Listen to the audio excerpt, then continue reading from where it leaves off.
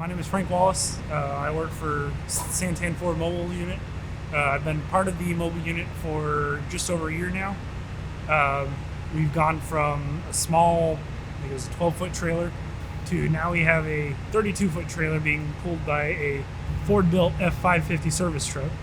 It's convenient to the customers because, especially in more remote locations or in bigger sites where they're actively working, we pull their trucks in for 20-30 minutes. We do change the oil, filters, tires.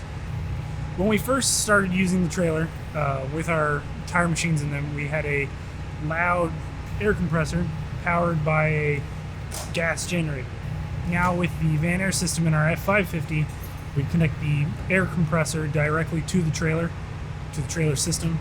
So it runs our balancer, our tire machine without an issue.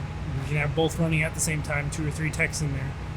And we run an extra line through the trailer all the way to where we're filling our tires. And once again, no issues. Fills the tires quickly. Functionality's been perfect. We've never had an issue with it thus far. It's quiet. We're not disturbing the peace anywhere we go.